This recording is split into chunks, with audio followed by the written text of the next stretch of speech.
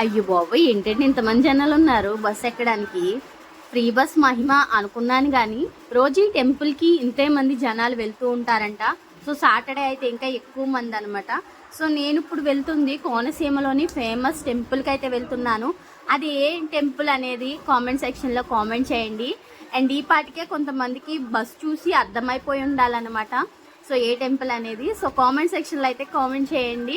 And ఈ టెంపుల్కి మీరు ఎప్పుడైనా వెళ్ళారా అనేది కూడా కామెంట్ సెక్షన్లో కామెంట్ చేయండి. అండ్ దగ్గరలోకి అయితే వచ్చేసామన్నమాట.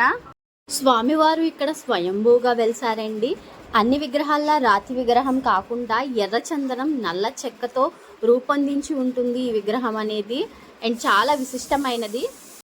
సో వాడపల్లిలో వెంకటేశ్వరుని దర్శించుకున్న తర్వాత మనం ర్యాలీ గ్రామం కూడా వెళ్దాం. సో అక్కడ కూడా జగన్మోహిని కేశవ స్వామి గుడి అయితే ఉందన్నమాట, ఫేమస్ టెంపుల్ అనమాట. సో అక్కడికి కూడా వెళ్ళి దర్శించుకోవచ్చు. Hi hello, welcome to smart salon. So ఈ రోజు మనం వాడపల్లి కోనసీమ తిరుపతిగా పేరుగాంచిన వాడపల్లి పుణ్యక్షేత్రానికి అయితే వచ్చామండి. సో ఇక్కడ టెంపుల్లో ఎలా ఉంటుంది ఏంటి అనేది విశేషాలు అయితే మీకు వీడియోలో చూపించబోతున్నాను చూడండి. సో నేనైతే తణుకు నుంచి రావులపాలెం బస్ అయితే ఎక్కాను. సో రావులపాలెం నుంచి మనకి 1వ నెంబర్ ప్లాట్ఫామ్ దగ్గరే వాడపల్లి బస్ అయితే ఉంటుందండి. సో ఫ్రీ బస్ మూలాన కొంచెం జనం అయితే ఎక్కువ ఉన్నారు. కానీ ఎక్కువ మామూలుగా చూడడానికి రావడానికి అయితే మాక్సిమం ఎక్కువ నార్మల్ రోజుల్లో రండి. కానీ శనివారం అయితే 7 శనివారాలు వ్రతం అనుకున్న వాళ్ళు మాత్రమే 7 శనివారం రోజు అయితే రండి. ఎందుకంటే శనివారం రోజు చాలా రష్ ఉంటుంది. మార్నింగ్ వెళ్ళిన వాళ్ళు ఈవినింగ్ బయటకు వస్తున్నారు, అంత రష్ ఉంటుంది అనమాట. సో కాబట్టి నార్మల్ గా దర్శనం చేసుకోవాలి అనుకున్న వాళ్ళు అయితే నార్మల్ రోజులు ఏ రోజన్నా వెళ్ళొచ్చు, శనివారం తప్పించి. సో ఇక్కడ ఎలా ఉంది ఏంటి అనేది అయితే నేను వీడియో చూపిస్తున్నాను చూడండి. సో చూడండి ఇక్కడైతే కొబ్బరికాయలు అవి అమ్ముతున్నారు అనమాట ఇక్కడ. సో కొబ్బరికాయలు, పువ్వులు, తులసి మాల అవన్నీ కూడా ఇక్కడ అమ్ముతున్నారు అనమాట. సో మీరు వెహికల్ తీసుకుని వస్తే ఇక్కడ మనకి పార్కింగ్ ఫెసిలిటీ కూడా ఉందన్నమాట. సో మీరు ఓన్ వెహికల్ లో వచ్చినా ఇక్కడైతే పార్కింగ్, పువ్వులు, ఈ బొమ్మలు, తాళ్ళు, దేవతాళ్ళు ఇవన్నీ కూడా అమ్ముతున్నారు అనమాట. సో పూజా సామాన్లు ఇవన్నీ కూడా ఇక్కడ తీసుకోవచ్చు.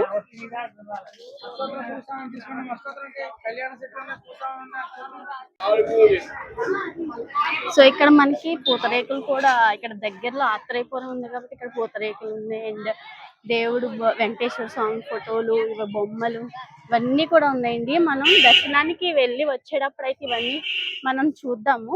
ముందైతే మనం దర్శనానికి వెళ్ళిపోదాం. కేశ ఖండనశాలకు మార్గం అన్నమాట. సో ఇటు అయితే పెట్టుకోవచ్చు. అండ్ చెప్పులు అయితే ఇక్కడ పెట్టుకోవాలండి. సో చెప్పులు అయితే ఇక్కడ పెట్టుకోవచ్చు అనమాట.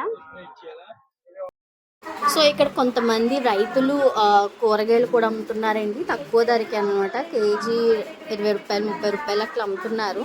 సో మీకు నచ్చితే తీసుకోవచ్చు అనమాట. సో ఇక్కడ చాలా షాప్స్ కూడా ఉన్నాయి అండ్ నర్సరీస్ కూడా ఉన్నాయన్నమాట. మొక్కలు కూడా తీసుకోవచ్చు. చాలా షాపుల్లో మనకి బొమ్మలు, ఆడుకునే వస్తువులు, పిల్లలు ఆడుకునే వస్తువులు అవన్నీ ఉన్నాయన్నమాట. సో ఎండాకాలం మూల ఇవన్నీ కూడా మనకి టెంట్స్ అనేవి వేశారు. ఎక్కడికక్కడ కూలర్స్ అయితే పెట్టారండి, చాలా బాగా చేశారు. అండ్ లోపలికి వెళ్ళి చూపిస్తాను ఎలా ఉందనేది.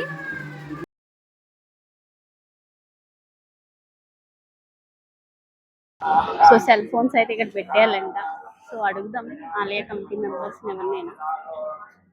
కొబ్బరికాయలు అయితే ఇక్కడ కొట్టచ్చు అనమాట.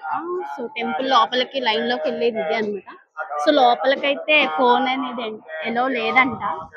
సో చూద్దాం ఇక్కడ ఎవరైనా ఆలయ కమిటీ మెంబర్స్ ఉంటారేమో అడిగి తీసుకునే ప్రయత్నం అయితే చేస్తాను. లేదు కుదరదు అంటే మనం ఏం చేయలేం. సో చూడండి మీకు ఆలయం చుట్టూ అయితే చూపిస్తున్నా అనమాట. ఇట్లా ఉంటుంది, ఇలా ఉందన్నమాట.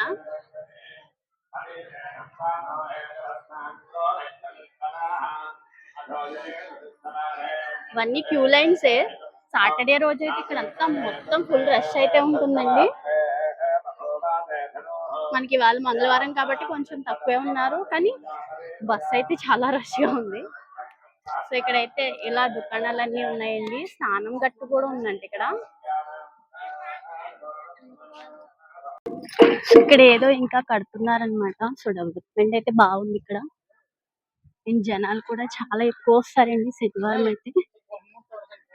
చూడండి మొత్తం కూడా ఇక్కడ ఎంత డెవలప్మెంట్ అవుతుంది, ఏదో కడుతున్నారు. అయితే ఇప్పుడు మనం స్నానం గట్టు ఉన్నది కదా, గోదావరి దగ్గర స్నానం చేయొచ్చు అనమాట. ఇక్కడ ఎక్కడైనా అయితే మనకి ట్యాప్స్ అయితే అవైలబుల్ ఉంటాయి.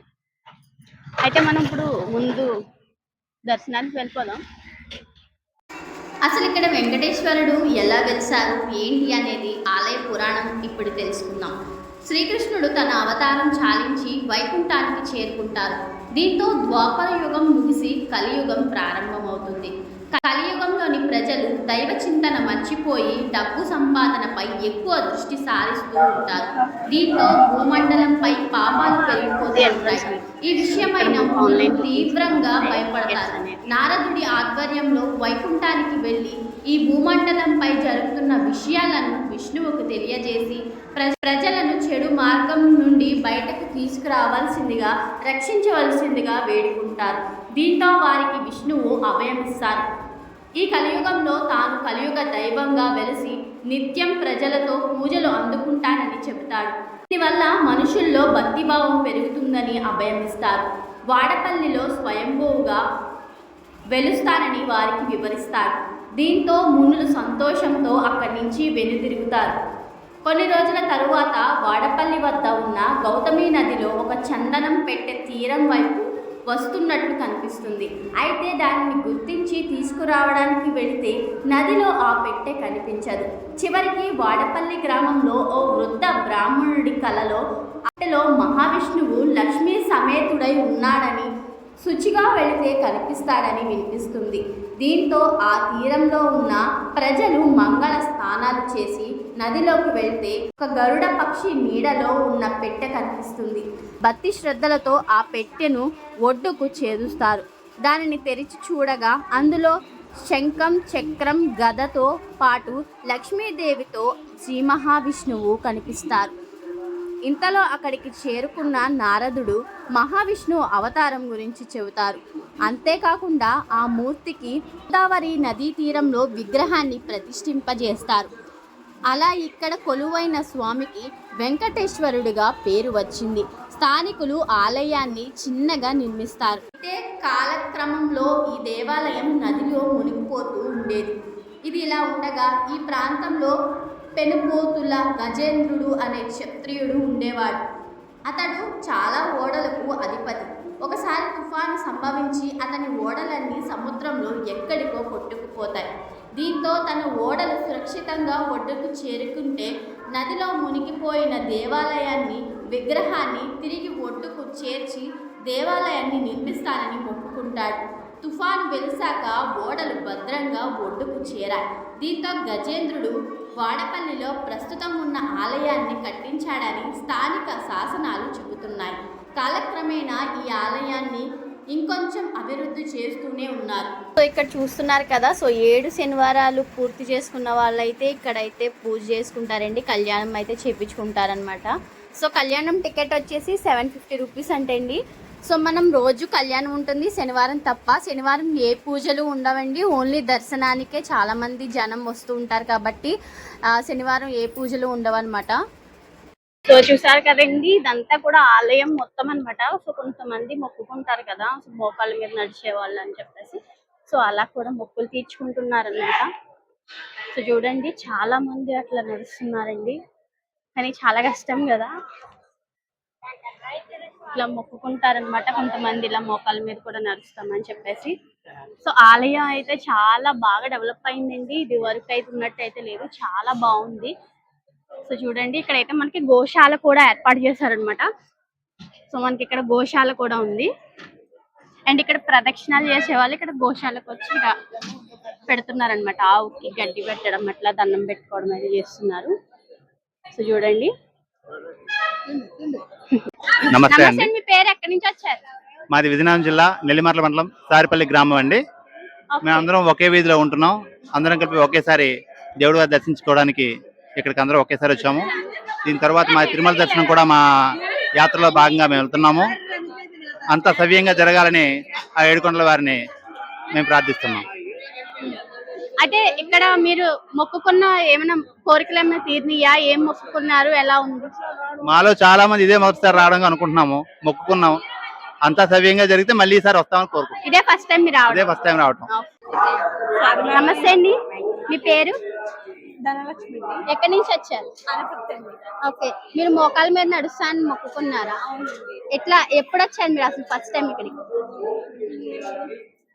1 ఇయర్ నుంచి వస్తూ ఉంటామండి. ఓకే, ఎవ్రీ సాటర్డే వస్తారు. ఓకే, సో ఎన్ని ప్రదక్షిణలు చేస్తాను ఇట్లా ఏం మొక్కుకున్నారు? మోకాల మీద ఎంతసేపు నడుస్తాను మొక్కుకున్నారు? 3 రౌండ్స్ వేస్తాము. ఓకే, మీరు అనుకున్న పని అయిందా? అయింది. మొక్కుకున్న ఎన్ని రోజుల్లో అయింది? 2 days లోనే అయ్యింది. 2 days లోనే అయింది. ఓకే, సో శనివారం వచ్చి దండం పెట్టుకున్నారా మీరు? ఓకే, దండం పెట్టుకుని ఏది అనుకున్నా అవుతుందండి. అది గట్టిగా ఎక్కువ ప్రాబ్లం వచ్చింది. ఆయనకి మార్నింగ్ అనుకున్నాను, నెక్స్ట్ డే అది నెరవేరిందండి. అందుకని వచ్చి మొక్కు తీర్చుకుంటున్నారు. 3 రౌండ్స్ వేస్తారా? 3 rounds. ఎందుకు మొక్కుకోవాలనిపించింది? మామూలుగా అయితే 7 శనివారాలు వస్తా అని మొక్కుంటారు కదా. అంటే మన ప్రాబ్లం బట్టండి. ప్రాబ్లం బట్టి ఆయన అంటూ ఉన్నారండి, లేకుండా లేరు. కానీ మన ప్రాబ్లం బాగా హెవీ అయింది, చెప్పుకోలేని బాధలేండి. ఓకే, దానివల్ల ఓకే, ఆయనకి ఎంత చేసినా తక్కువేండి. మీ పేరు? నా పేరు దేవి అండి. ఎక్కడి నుంచి వచ్చారు? మురారి. మురారి. సో ఇక్కడ ఎప్పుడు ఫస్ట్ టైం వచ్చారు? ఇది ఎన్నోసారి? ముందు వీక్ వచ్చారండి, ఫస్ట్, తర్వాత సెకండ్ వచ్చాను. అంటే మీరు మంగళవారాలు వస్తున్నారా లేకపోతే శనివారం? ఎప్పుడు అనుకుంటే అప్పుడు వచ్చి చూసి వెళ్తానండి. చూసి వెళ్తా ఉంటారు. ఓకే, మీరు ఏమైనా మొక్కుకున్నవి జరిగినాయా అండి? నేను రావడం సెకండ్ టైం అండి. ఆ దేవుడు మరి ఏం కరుణిస్తాడో. ఆ కరుణించిన తర్వాత 7 వారాలు వస్తానండి. 7 వారాలు వస్తాను మొక్కుకున్నారు. ఓకే, ఎట్లా ఉందండి ఇక్కడ? చాలా బాగుందండి ఇక్కడ అయితే. వెంకటేశ్వర స్వామిని చూసినప్పుడు ఎట్లా అనిపిస్తుంది? చాలా అనుభూతి. ఆ అనుభూతి ఎవరితో పంచుకోలేము, అంత ఆనందంగా ఉందండి. సో ఇక్కడ మనకి అమ్మకు గౌరవం చంటి పిల్లలకి పాలిచ్చే రూమ్ కూడా ఉందండి. ఇక్కడ ఏర్పాటు అయితే చేశారు. సో మనకి వాటర్ ప్లాంట్ కూడా ఉంది. వాటర్ కూడా ఎటువంటి ఇబ్బంది లేదు మనకి టెంపుల్ లోకి వచ్చిన తర్వాత. సో ఆన్లైన్ లో ఎవరైనా టికెట్ తీసుకోవాలనుకుంటే ఇక్కడ అయితే తీసుకోవచ్చు అనమాట. నమస్తే అండి, మీ పేరు? నా పేరు సురేష్ కుమార్. ఎప్పటి నుంచి ఇక్కడ వర్క్ చేస్తున్నారు? మూడో నెల అండి. 3వ నెల? 3వ నెల. ఓకే, ఎలా ఉంటుందండి శనివారం రోజులు? ఎలా ఉంటుంది ఇక్కడ? శనివారం నుంచి 1 నుంచి 2 లక్షలు దాటి వస్తున్నా తప్ప తగ్గట్లేదు. ఇప్పుడు శనివారం కూడా రోజుకి వచ్చి 1,00,000 దాటి దగ్గరలోకి వస్తున్నారు. ఓకే, మామూలు దర్శనానికి వచ్చిన వాళ్ళు అయితే ఏ రోజు రావచ్చు? శనివారం రావచ్చా నార్మల్ గా? శనివారం రావచ్చు, ప్రతి రోజు రావచ్చు అండి. ఓకే, ఏ రోజు ఏ టైం నుంచి ఏ టైం వరకు? పొద్దున్న 6 to మధ్యాహ్నం 1 గంట, మళ్ళీ 4 to సాయంత్రం 8. శనివారం అయితే తెల్లగట్లు 3 గంటల నుంచి సాయంత్రం 9 గంటల దాకా కంటిన్యూగా ఉంటుంది. ఏంటి భోజనం సప్లై ఏంటి ప్రతి అన్ని కూడా అనుకూలంగా ఉంటుంది. సో ఇప్పుడైతే మనం దర్శనానికి అయితే వెళ్ళిపోదాం. ఇదంతా చూసాం కదా ఆలయం చుట్టూ కూడా లోపల. అండ్ దర్శనానికి అయితే మనం వెళ్తాం కాబట్టి ఫోన్ అనేది ఎలా ఉంటుందో వీడియో తీయనిస్తారో తెలీదు. లోపల వరకు ఉంటుందంట. పర్మిషన్ అయితే అడిగి తీసుకుని వీడియో అయితే తీసుకుంటున్నాను. సో చూద్దాం, ఎంతవరకు వీలైతే అంతవరకు అయితే వీడియో తీయడానికి అయితే ట్రై చేస్తాను. సో చూడండి, ఇదంతా కూడా మనకి టెంపుల్ అన్నమాట. లోపల ఎలా ఉంటుంది. సో ఫోన్ అయితే అలౌ చేయలేదు లోపలికి. నేనైతే పర్మిషన్ తీసుకున్నా కాబట్టి ఉంటుంది అనమాట.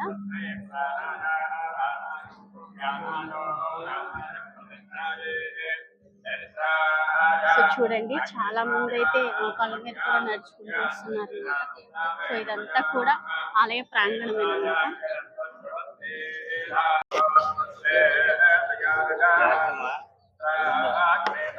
సో 50 రూపాయల దర్శనం అయితే ఇదన్నమాట. ట్రై చేద్దాం. సో దర్శనానికి అయితే ఇలా వెళ్ళాలండి.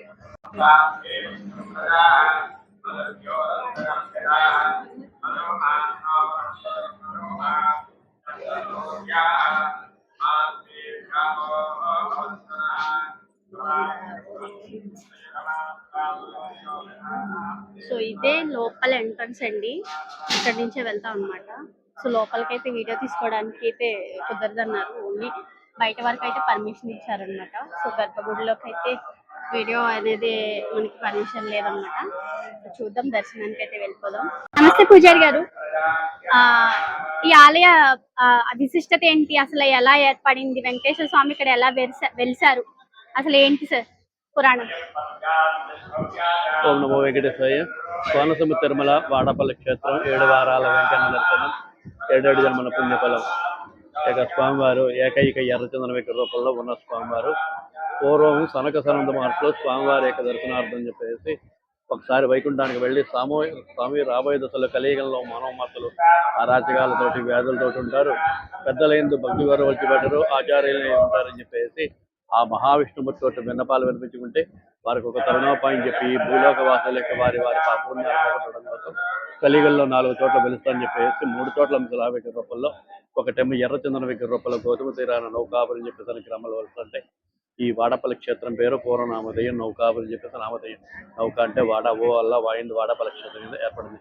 ఈ గ్రామంలో వెలుస్తుంటే ఈ స్వామి చేస్తారని ముందుగానే అవతారాన్ని తీసుకుని నాటకాత్రంభం గోదావరి పెట్టిన చోట ఎర్రచంద్రం అని చెప్పేసి విష్ణు రూపంలో ఒక ముట్టివంతాన్ని తాను ఏర్పరచుకుని దేవతలు కానీ మహర్షులు కానీ కలియుగంలో మానవ మాతలు కానీ ఎవరో చెక్కబడగా ఆ ప్రతిరూపానికి ఏం చేస్తారంటే మహర్షులు అత్యనాధికంగిరియాలు పూర్తి చేసి ఒక చందన పేటుకులో పడుకోబెట్టేసి నదిలో వదిలిపెట్టారు.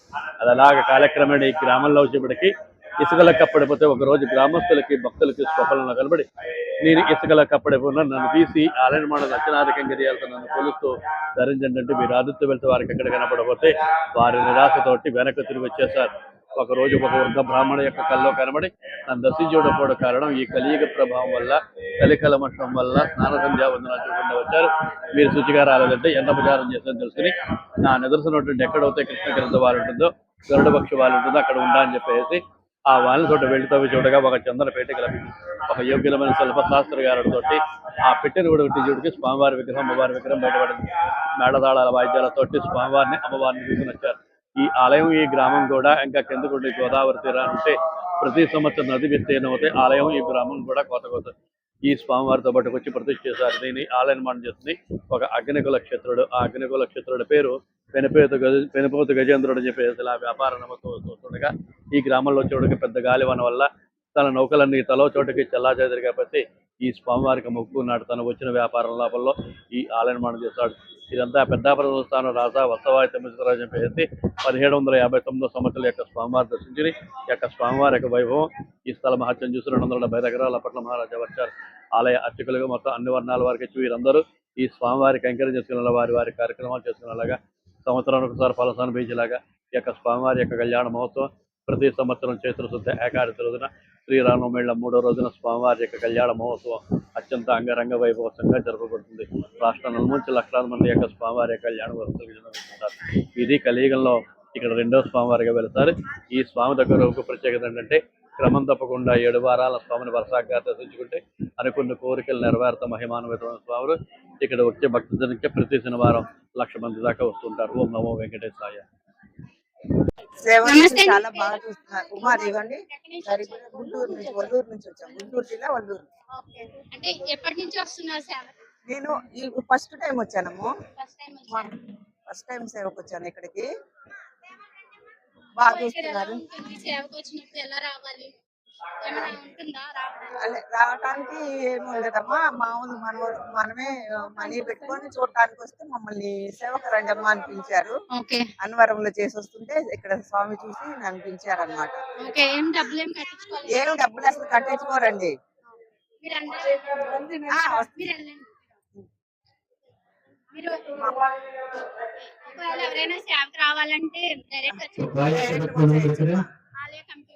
కమిటీ మెంబర్స్ వస్తే చాలమ్మా. 2 days అంతే అంతే మన ఇష్టం. వాళ్ళు చెప్తారమ్మా, అవకాశం ఉంటే 2 days, లేకపోతే 1 day చేయాలి. పడుకోవడానికి హాల్ ఉందమ్మా. ఫుడ్ వాళ్ళు చక్కగా పెట్టున్నారు. అన్ని స్వామివారు కూడా చాలా బాగా నిన్న అందరినీ బాగా చూపిస్తున్నారు. మర్యాదగా తీసుకెళ్ళి లోపల చూపించి తీసుకొస్తున్నారమ్మా. ఎవరు కూడా కానీ అలా లేరు. చాలా మర్యాదగా రావడం వల్ల మాకు చాలా అందరూ 11 వారాలు వచ్చారమ్మా. ఒక్కొక్కళ్ళు వచ్చిన వాళ్ళు ఉన్నారు. నేను ఫస్ట్ టైం వచ్చాను. వాళ్ళకి చాలా మంచి జరిగిందని చెప్పి మళ్ళీ సేవ పెట్టాము. సో ఇక్కడ కళ్యాణం అనేది స్టార్ట్ అవబోతుంది అనమాట. సో కళ్యాణానికి వచ్చిన వాళ్ళందరూ ఇట్లా కూర్చుంటారనమాట. సో వాళ్ళకి కావాల్సినవన్నీ ఇట్లా ఇస్తూ ఉంటారు. కళ్యాణం అనేది స్టార్ట్ అవుతుంది.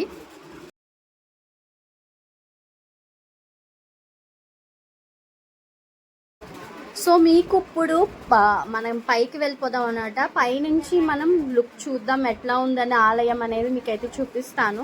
సో మనం పైకి అయితే వచ్చామండి. ఉచిత దర్శనం కూడా ఇటు సైడ్ నుంచే ఈ క్యూ లైన్స్ నుంచే వెళ్తారనమాట ఉచిత దర్శనానికి. సో ఈ క్యూ లైన్స్ నుంచి మనం ఇలా కొంచెం ముందుకు వెళ్తే మనం ఈ పైన చూడండి ఎంత బాగుందో ఆలయం అనేది. అండ్ మొత్తం కూడా మనకి చాలా క్లియర్గా కనిపిస్తుంది. ఆలయం మొత్తం చాలా ప్రశాంతంగా అనిపిస్తుంది అండి. సో ఇదంతా కనిపిస్తుందంతా క్యూ లైన్స్ అనండి, ఫ్రీ దర్శనాలు అనమాట. సో చాలా మంది రద్దీ ఉంటుంది, భక్తుల రద్దీ ఉంటుంది శనివారం కాబట్టి. అన్ని ఏర్పాట్లు పకడ్బందీగా అయితే చేసి పెట్టారు ఇక్కడ. సో చాలా బాగుంది. అండ్ ఎక్కడికక్కడ కూలర్స్ పెట్టారు. అండ్ టెంట్స్ కూడా మనకి ఎండకి ఏ విధమైన ఇబ్బంది కలగకుండా అయితే పెట్టారనమాట. సో చూడండి ఇవన్నీ క్యూ లైన్స్ అనమాట. సో నేను ఇప్పుడు ఉచిత దర్శనం క్యూ లైన్లో ఉన్నాను. సో ఉచిత దర్శనానికి అయితే ఇలాగే వెళ్ళాలి. సో ఫ్రీ దర్శనానికి అయితే కొంతమంది జనం అయితే ఎక్కువ ఉన్నారనమాట. సో ఈ లోపల నుంచి ఇలా వెళ్ళాలి. సో మనమైతే మన దర్శనం అయిపోయింది. సో బయట ఇక్కడ విగ్రహం అయితే పెట్టారు చూడండి. ఇక్కడ నార్మల్గా మన తులసి మాల అవన్నీ ఉంటాయి కదా, సో స్వామివారికి ఇస్తారు. సో ఎక్కడ ఎలాంటి ప్రాబ్లం లేకుండా వాటర్ అయితే ఇస్తూ ఉన్నారండి. సేవకు వచ్చిన వాళ్ళు వీళ్ళందరూ సేవకు వచ్చారండి. సో చాలామంది ఆడవాళ్ళు మనకి సేవకు కూడా వస్తూ ఉంటారు. అండ్ ఏ విధమైన ఇబ్బంది కలగకుండా వాటర్ అనేది కూడా అందిస్తున్నారనమాట. అయితే 7 శనివారాలు మొక్కుకున్న వాళ్ళు 7 ప్రదక్షిణాలు చేసి 7 రూపాయి కాయిన్స్, 7 రూపాయలు ఒక్కొక్క ప్రదక్షిణకి ఒక్కొక్క రూపాయి కింద హుండీలో అయితే వేస్తూ ఉంటారు. అండ్ చాలామంది జనం కూడా వస్తున్నారు. అండ్ మనం దర్శనం పూర్తి అయిపోయింది కాబట్టి మనం బయటకైతే వచ్చేద్దామండి. సో బయటకు వచ్చిన తర్వాత ఇట్లా ఉంటుందన్నమాట. సో అక్కడ ప్రసాదం కౌంటర్ కూడా ఉంది. అండ్ ఇక్కడ నిత్యాన్నదానం ఉందండి. రోజు కూడా అన్నదానం అనేది చేస్తూనే ఉన్నారనమాట. సో మనం ప్రసాదం అయితే తీసుకున్నాం. ఇది ఆన్లైన్ అనమాట. సో మనం ఆన్లైన్లో ప్రాసెస్ ఉంటుంది. సో ఇక్కడ ఇలా టెంపుల్ అంతా కూడా ఇక్కడ ఎలా పెడుతూ ఉన్నారనమాట. 7 గుప్పుళ్ళు మనం రైస్ అయితే బియ్యం ఉంటుంది కదా, సో బియ్యం అనేది 7 గుప్పుళ్ళు మనం దానం చేస్తే అన్నదానానికి అయితే యూజ్ చేస్తారనమాట ఆ బియ్యం అనేది. అండ్ ఇక్కడ బయటకు వచ్చేసిన తర్వాత కొన్ని దుకాణాలు చూడండి ఇలా ఉన్నాయన్నమాట. బొమ్మలు, తాళ్ళు అండ్ పూసల దండలు అన్నీ అయితే ఉన్నాయి. కీ చైన్స్, బొమ్మలు చాలా ఉన్నాయండి. సో మనం ఎవ్రీ టెంపుల్ దగ్గర దుకాణాలు ఉంటాయి కదా, సో అలాగే ఉన్నాయన్నమాట. సో ఏది కావాలన్నా సరే చాలా ఉన్నాయన్నమాట. ప్రైస్ కూడా పర్వాలేదు, నాకేం మరీ ఎక్కువ ప్రైస్ చెప్పినట్టు అనిపించలేదు. రీజనబుల్గానే ఉన్నాయి కాస్ట్ కూడా. మనకి ఇక్కడ వెంకటేశ్వర స్వామి విగ్రహాలు కూడా ఉన్నాయి చూడండి.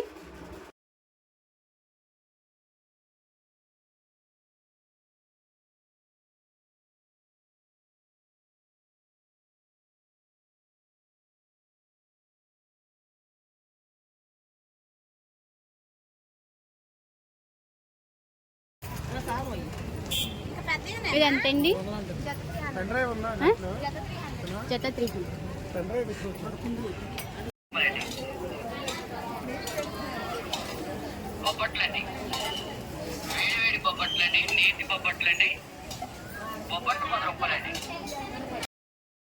సో నెక్స్ట్ వచ్చేసి మనం అన్నదానానికి అయితే వెళ్ళిపోదాం. ఎలా ఉంటుందో మీకు అది కూడా చూపిస్తాను. సో ఇక్కడ మనం చెప్పులు అయితే వదిలేసి అన్నదానం క్యూ లైన్లోకి అయితే వెళ్తున్నాం అనమాట. సో మనం ఎంట్రన్స్లోనే మనకి ప్లేట్ అనేది ఇచ్చేస్తారు. సో అరిటాకు వేసి మరీ ఇచ్చారండి ప్లేటు. సో ఇచ్చిన తర్వాత మన ఇక్కడ కర్రీస్ అనేవి ఇక్కడే పెట్టేస్తున్నారు. సో కర్రీస్ అయితే వేయించుకొని పప్పు, పచ్చడి, వంకాయ, పచ్చి శనగపప్పు కర్రీ చేశారనమాట. సో మనం లోపల అయితే సాంబార్, ఇంకా రైసు, మజ్జిగ కూడా ఉంటుంది, వాటర్ కూడా లోపలే ఉంటుంది. సో ప్రశాంతంగా అయితే కూర్చొని తినొచ్చు అనమాట. సో భోజనం అనేది తినేసాను. సో చాలా బాగుంది లంచ్ అనేది. అండ్ నెక్స్ట్ వచ్చేసి మనం ర్యాలీ గ్రామం వెళ్తాము అని చెప్పాను కదా. సో ఇక్కడ చాలామంది వెంకటేశ్వర స్వామిని దర్శించుకున్న తర్వాత ఎర్లీ మార్నింగ్ వస్తే మనం ఇక్కడ దర్శనం అనేది కంప్లీట్ చేసుకుని నెక్స్ట్ ర్యాలీ గ్రామం అయితే వెళ్ళొచ్చు. ఇక్కడ చాలా దగ్గర. అండ్ ఇక్కడ నుంచి మనం రావులపాలెం వెళ్ళే రూట్లో ఓబులంక అనే గ్రామం ఉంటుంది. సో అక్కడ దిగిన తర్వాత ర్యాలీ అనే ఊరికి మనం ఆటోస్ ఉంటాయండి. సో ఆటో ఎక్కి వెళ్ళొచ్చు. 20 రూపీస్ అట్లా తీసుకుంటూ ఉంటారు. సో మనమైతే ఇక్కడైతే కంప్లీట్ చేసుకుని లంచ్ అనేది తినేసామన్నమాట. సో ఇక్కడ జరిగే నిత్యాన్నదానానికి మనం విరాళం కూడా ఇవ్వచ్చు. సో మన పేర్లు కూడా చదువుతారనమాట. సో నెక్స్ట్ నేను ర్యాలీ గ్రామం టైంకి వెళ్ళానా లేదా, అసలు దర్శనం అయిందా లేదా అనేది నెక్స్ట్ వీడియోలో మీకు చెప్తానమాట. ఎందుకంటే 12:30 వరకునే టెంపుల్ ఉంటుంది, తర్వాత క్లోజ్ చేసేస్తారు. సో ఈలోపే వెళ్ళడానికి అయితే ట్రై చేయాలి. అండ్ నాకు ఇక్కడ వ్లాగింగ్కే ఎక్కువ టైం పట్టేసింది. సో చూద్దాం అక్కడ దర్శనం అవుతుందో అవదా అనేది. ఈ వీడియో కనుక మీకు నచ్చితే లైక్ చేయండి, షేర్ చేయండి, సబ్స్క్రైబ్ చేసుకోండి అండ్ కామెంట్ కూడా చేయండి.